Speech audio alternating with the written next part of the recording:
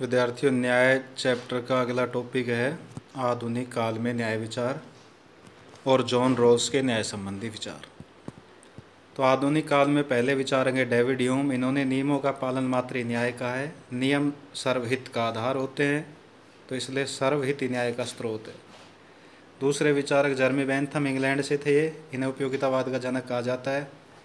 इन्होंने कहा कि वस्तु और सेवाओं के वितरण का आधार उपयोगिता अर्थात सुख वृद्धि होना चाहिए, यानी वस्तु और सेवाएं इस प्रकार वितरित हों कि उससे लोगों के सुख में वृद्धि हो।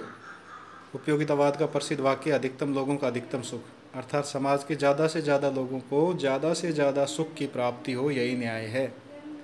पर यहाँ सभी लोगों को सुख प्राप्त हो, ये बात नहीं कहता है बेंथम। फिर आता है John Stuart Mill. John Stuart Mill को भी उपयोगितावाद का समर्थक कहा जाता है। ये भी इंग्लैंड से थे। इन्होंने सामाजिक उपयोगिता को न्याय का महत्वपूर्ण तत्व माना है। सामाजिक उपयोगिता जैसे कि मान लो सुरक्षा है। अब सुरक्षा के लिए सभी लोग जो हैं वो नैतिक नियमों को स्वीकार कर लेते हैं, तो इसलिए सामाजिक उपयोगिता जो है वही न्याय का महत्वपूर्ण तत्व है। तो न्याय की कोई सर्वमान्य संकल्पना अभी तक नहीं है, परंतु जीवन के राजनीतिक, सामाजिक, आर्थिक और इन यथार्थों को ध्यान में रखकर बनी कोई भी न्यायपूर्ण जो संकल्पना है वो स्वीकार्य होगी। जॉन रॉल्स के न्याय संबंधी विचार। जॉन रॉल्स अमेरिका के हार्वर्ड विश्वविद्यालय में 40 साल तक प्रोफेसर रहे। इन्होंने एक पुस्तक लिखी है थ्योरी ऑफ जस्टिस 1971 में। इस पुस्तक में उन्होंने सामाजिक न्याय का विश्लेषण किया है आधुनिक परिप्रेक्ष्य में। आधुनिक परिप्रेक्ष्य को हम देख सकते हैं जैसे आर्थिक विषमताएं हैं, यानी अमीरी गरीबी, जातीय भेद हैं, जैसे अमेरिका में श्वेत अश्वेत के बीच में भेद, भारत में जातीय भेद। तो इन सब चीज़ों को ध्यान में रखते हुए समाज में न्याय की स्थापना कैसे हो सकती है, इस चीज़ का उन्होंने विश्लेषण किया है अपनी इस पुस्तक में। जॉन रॉल्स असहमत हैं परंपरागत विचारों से, जो ये कहते हैं कि न्याय के लिए सामाजिक संस्थाएं जैसे राज्य या नीतियाँ, इनको न्यायप्रद बना दिया जाए तो समाज में न्याय की स्थापना हो जाएगी। तो इससे वह सहमत हैं। दूसरा, उपयोगितावाद से भी वह सहमत हैं। अधिकतम लोगों के अधिकतम सुख पर आधारित इस धारणा को वो त्रुटिपूर्ण मानते हैं। इसे वो बहुमत की अल्प मत पर तानाशाही कहते हैं। जॉन रॉल्स कहते हैं कि सुखी लोगों के सुख को बढ़ाकर, अर्थात सुखी लोगों के सुख में वृद्धि करके दुखी लोगों के दुख को दूर नहीं किया जा सकता। तो इसलिए ये सभी के साथ न्याय नहीं है। उपयोगितावाद अप्रत्यक्षतः तो न्याय से जुड़ी हुई धारणा मान सकते हैं, परंतु प्रत्यक्षतः ये न्याय से जुड़ी हुई धारणा नहीं है। न्याय के मामले में उदासीन है, क्योंकि ये सभी के लिए न्याय की बात नहीं करती है। ये ज़्यादा से ज़्यादा लोगों को ज़्यादा से ज़्यादा सुख मिले ये बात तो करती है, परंतु जो लोग सुख से वंचित रह गए उनके बारे में सोचती नहीं है। हाँ, इसे ये कह सकते हैं कि ये एक सामाजिक प्रगति या समृद्धि है, क्योंकि समाज में ज़्यादा से ज़्यादा लोग जो ज़्यादा से ज़्यादा सुखी हैं, तो इसका मतलब वो समाज प्रगतिशील है या वो समृद्ध समाज है। तो ये एक मूल्य मात्र है समाज का। फिर जॉन रॉल्स कहते हैं कि एक समाज में अनेक मूल्य अपेक्षित होते हैं, यानी अनेक मूल्य चाहिए एक समाज में, परंतु न्याय जो है वो प्रथम मूल्य है। अन्यायपूर्ण समाज निंदनीय है, ये कहा है जॉन रॉल्स ने। अब जॉन रॉल्स कहता है न्याय की समस्या क्या है समाज में, तो वो प्राथमिक वस्तुओं के समाज में न्यायपूर्ण वितरण को न्याय की समस्या मानता है। प्राथमिक वस्तुएं, अधिकार और स्वतंत्रताएं, शक्तियां और अवसर, आय, संपदा, आत्मसम्मान, यानी ये प्राथमिक वस्तुएं हैं, इनका समाज में न्यायपूर्ण वितरण होना चाहिए। अगर इनका न्यायपूर्ण वितरण है तो इसका मतलब समाज में न्याय है। अगर न्यायपूर्ण वितरण नहीं है तो इसका मतलब समाज में न्याय की स्थापना भी नहीं है। तो इस प्रकार के नियमों की आवश्यकता है जिससे कि इन प्राथमिक वस्तुओं का समाज में वितरण न्यायपूर्ण हो सके उन नियमों के तहत, और न्याय की स्थापना हो सके। तो इन न्यायपूर्ण नियमों के निर्माण के लिए वो कुछ कल्पनात्मक चीज़ों का सहारा लेता है, और उन कल्पनात्मक चीज़ों, तत्वों के माध्यम से वो समाज में न्यायपूर्ण नियमों को खोजता है। तो वो किन तत्वों का सहारा लेता है? पहला तो है सामाजिक समझौते का सिद्धांत, जो हॉब्स, लॉक, रूसो ने दिया था राज्य की उत्पत्ति के संबंध में। उसी समझौते का ये सहारा लेता है, लेकिन ये समझौता तर्कयुक्त होगा, और इसमें भी वो लॉक और कांट कि नैतिकता युक्त समझौते से ज़्यादा प्रभावित है, होब्स के समझौते से प्रभावित नहीं है। तो पहला जो सहारा लिया उसने वो सामाजिक समझौते का लिया है कि लोग जो सामाजिक समझौता करके न्यायपूर्ण नियमों को बनाएंगे, लेकिन वो लोग जो सामाजिक समझौता करेंगे उनकी स्थिति कैसी होगी, यानी कि उन्हें समाज में किन चीज़ों का पता होगा, किन चीज़ों का नहीं पता होगा। तो इसके लिए वो दूसरे सिद्धांत का सहारा लेता है, ज्ञानता के पर्दे का सिद्धांत। ये भी एक कल्पनामूलक स्थिति है, कल्पनात्मक सोच है ये उसकी।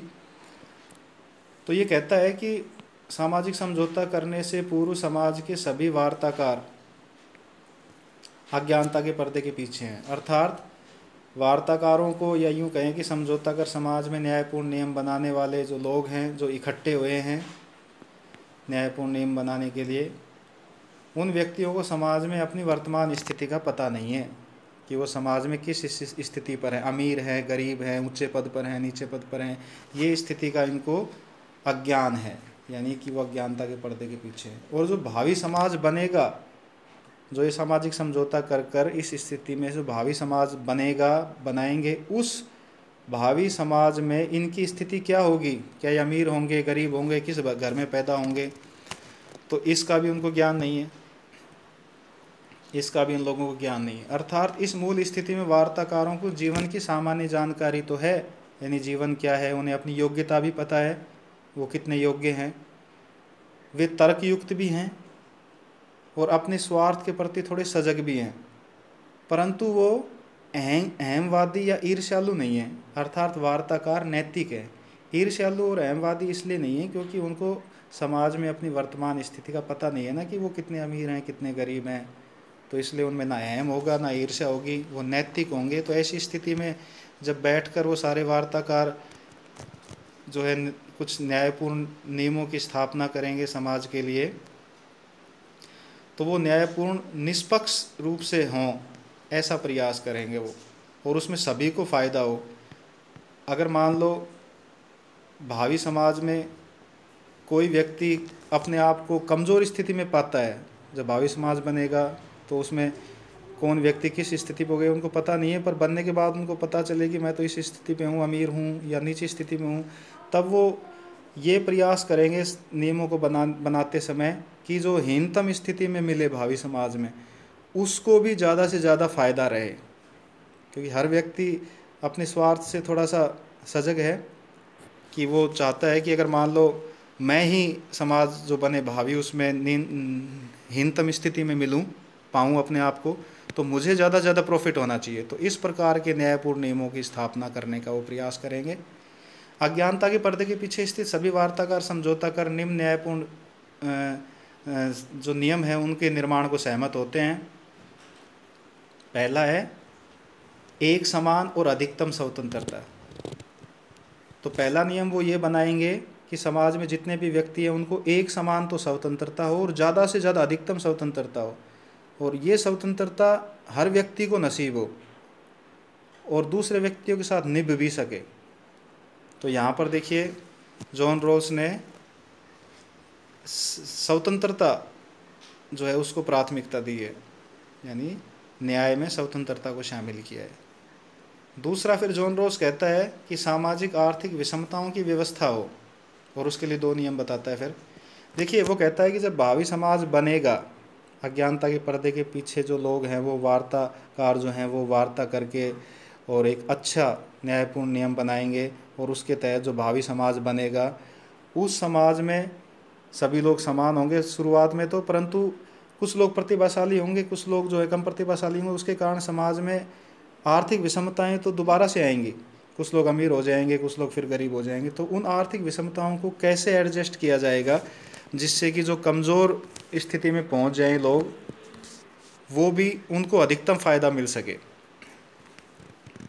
तो इसके लिए वो दो नियम बताता है। एक भेदमूलक सिद्धांत, सामाजिक आर्थिक विषमताएं इस ढंग से व्यवस्थित हों, अर्थात प्राथमिक वस्तुओं के वितरण यानी एक समान वितरण में किसी तरह की अगर छूट दी जाए तो वो तभी औचित्यपूर्ण हो सकती है जब समाज में हीनतम स्थिति में रहने वाले व्यक्ति को अधिकतम लाभ हो।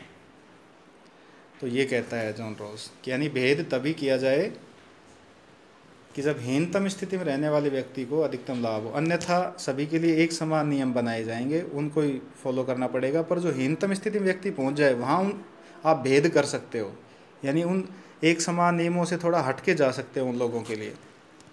फिर जॉन रॉल्स कहता है कि असाध्य योग्यता और परिश्रम के कारण, यानी कि टैलेंट के कारण कुछ लोग जो है वो विशेष पुरस्कार पाएंगे समाज में, कुछ अमीर हो जाएंगे, कुछ फैक्ट्री इंडस्ट्रियों के मालिक हो जाएंगे, पूंजीपति हो जाएंगे।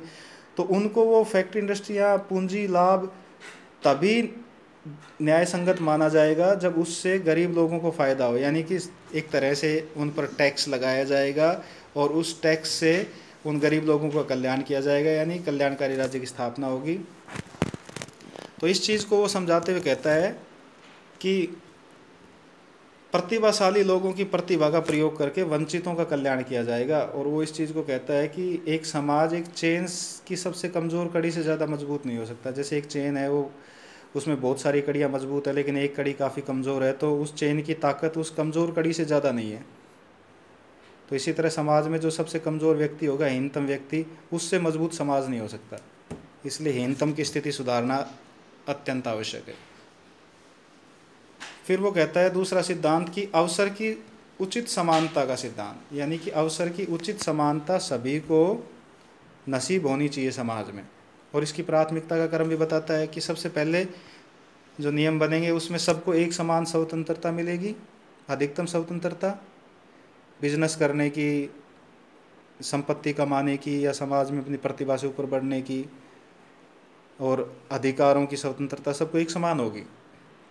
उसके बाद भी अगर कुछ स्थितियां ऐसी आती हैं कि कुछ लोग कमज़ोर होते हैं, तो उनको अवसर की समानता दी जाएगी ताकि वो भी अपनी प्रतिभा से ऊपर उठ सकें। तो ये अवसर की समानता में वो जैसे छात्रवृत्तियां या कुछ आरक्षण वगैरह देकर, तो ये अवसर की उचित समानता। तो दूसरे नंबर पर इसको स्थापित करता है प्राथमिकता में जॉन रॉल्स। तीसरे नंबर पर कहता है कि अवसर की उचित समानता देने के बाद भी, एक समान स्वतंत्रता और अवसर की उचित समानता देने के बाद भी कुछ लोग जो हैं वो हीनतम स्थिति में ही रह जाएंगे, कमज़ोर ही रह जाएंगे। तो उनके लिए फिर जो एक समान नियम बनाए गए हैं उनमें उनसे हटा जा सकता है, यानी कि उनसे उनके लिए फिर भेद मूलक जो चीज़ें हैं उनका सहारा लिया जा सकता है, यानी एक समान चीज़ों से हटा जा सकता है उन हीनतम व्यक्ति में स्थित व्यक्तियों के कल्याण के लिए। तो जॉन रॉल्स जो है वो उदारवादी विचारक है और वो स्वतंत्रता और समानता दोनों तत्वों का ही बहुत अच्छा मिश्रण करता है अपने न्याय के सिद्धांत में।